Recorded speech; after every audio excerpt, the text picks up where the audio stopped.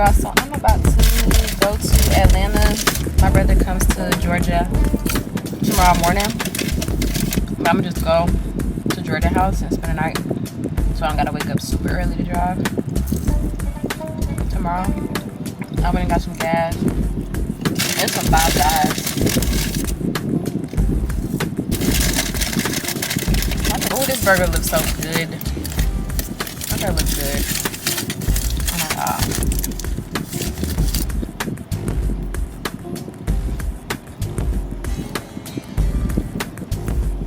And this one I didn't put too much salt on my fries, so it's not like OD burning my tongue.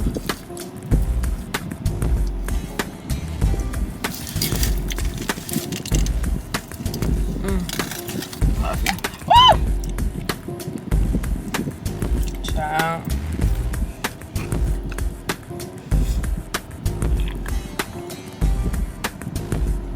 There you go. Let's get on the road.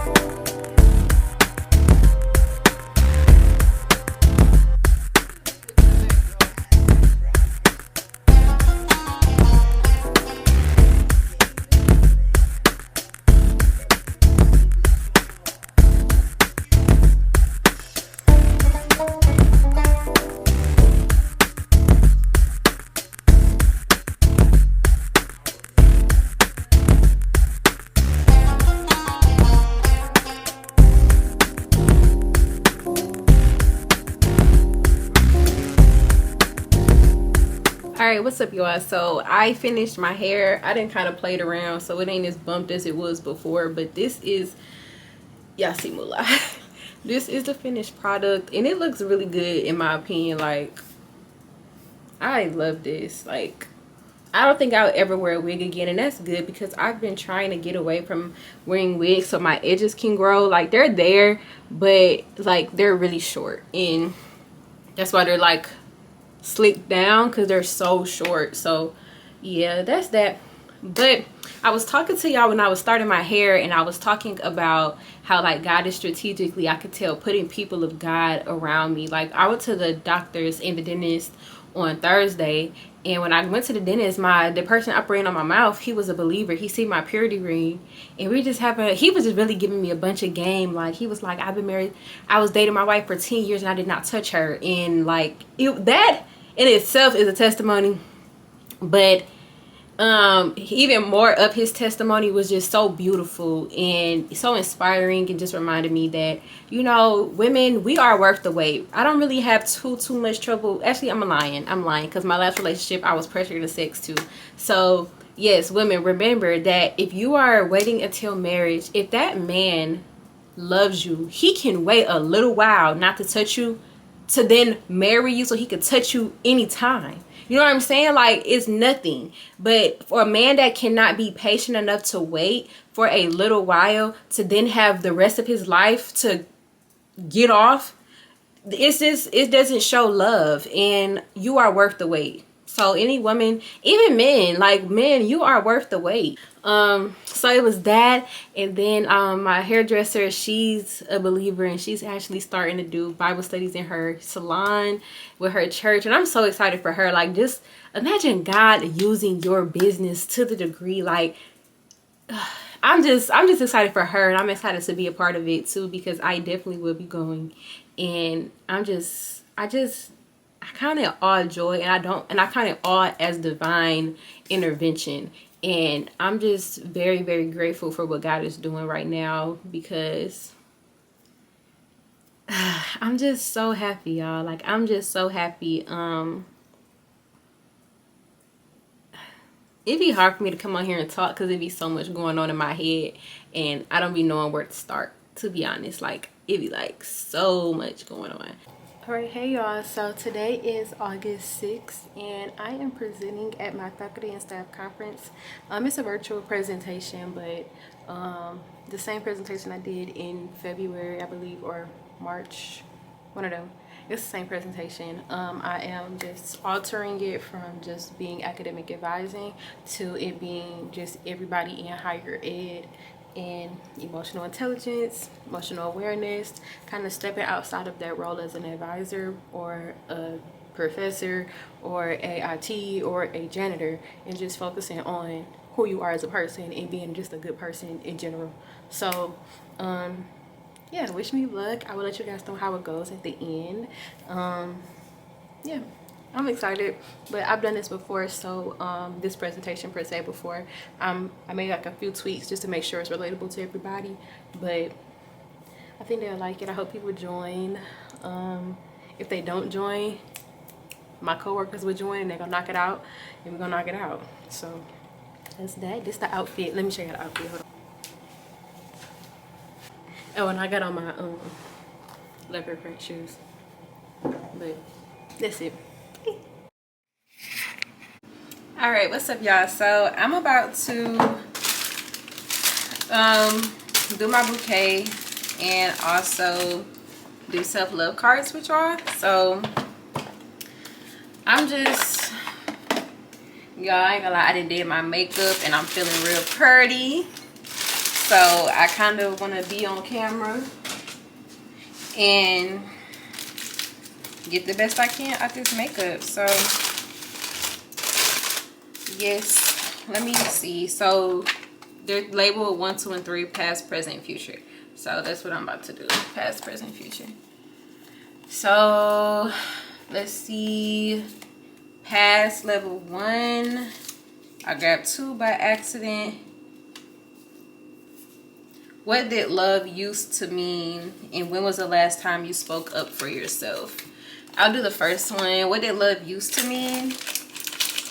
I'm not gonna lie, y'all. Like, I used to think love was controlling, just because, like, I grew up with a strict dad. He was controlling, right? My boyfriend, all of my boyfriends were controlling. Like, in high school, I dated this dude that didn't go to my school. Well, I dated one dude in school, and then my sisters just go, oh, I dated one dude in school, and then the other dude I dated, he was a little older than me, so he wasn't in high school no more. And he was so controlling, y'all. Like, it was to the point, like, we were on the phone all the time, like, even during school. And when I got to college, I start to, like, equivalent love to control. So, like, when I started dating people in college, they weren't really, like, pressed about me, like, where you at, what you doing, who you with, who is that, like, you know what I'm saying? Like, they weren't really too pressed about stuff like that. So because they weren't as pressed as, like, somebody I once knew or once dated that I thought loved me, I didn't think they loved me. And I think that's kind of interesting. Like, we define love based on what we've experienced, not the actual definition, which is what God says it is. We think love is what everybody has given us. We think love looks like what we've received in the past from people, and we don't even realize some of that stuff is like dysfunction. Where is my bleach? I think my bleach is in the car. Hold on. But yeah, I did a podcast on that before too, though.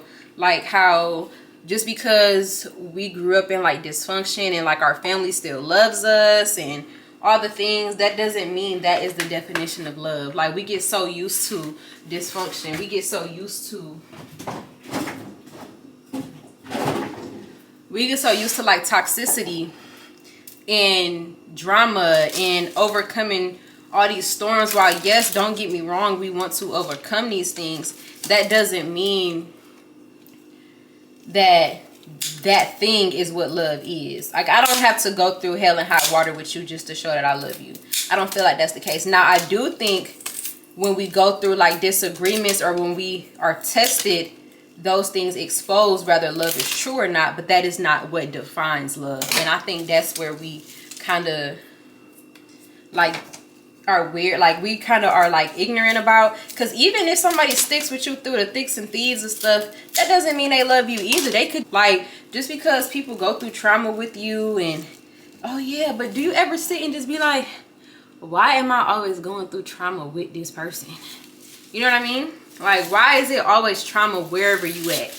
And that's something that we don't talk about. Yeah, you got through me, you was through it with the trauma, like, you went through it with me with the trauma, but, like, why every time I'm around you with some trauma? Anyway, cute. See, she's so cute. Like, this, she is so adorable. I love it. I love it. I love it.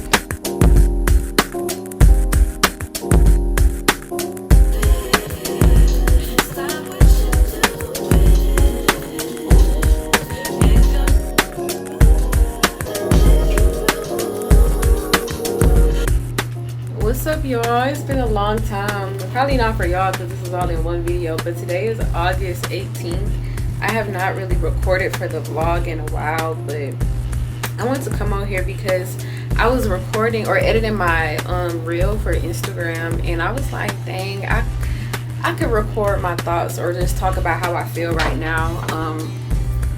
Hold on, I want to show y'all my abs, y'all. They're coming in, gang. Like, wait till y'all see my arms. Bruh. Anyway, so I was kind of like a little discouraged like a couple seconds ago for like a quick 2 minutes tabs. But I was feeling away because I want to do like certain type of content, and I realized that my job doesn't allow me the time to do that kind of content because if y'all don't know, I'm an academic advisor, so my interactions with the students when I'm in like my zone is very confidential. So, but I'm not gonna lie, like it really does prepare me for when I start going like and really doing therapy, because I cannot record content doing therapy.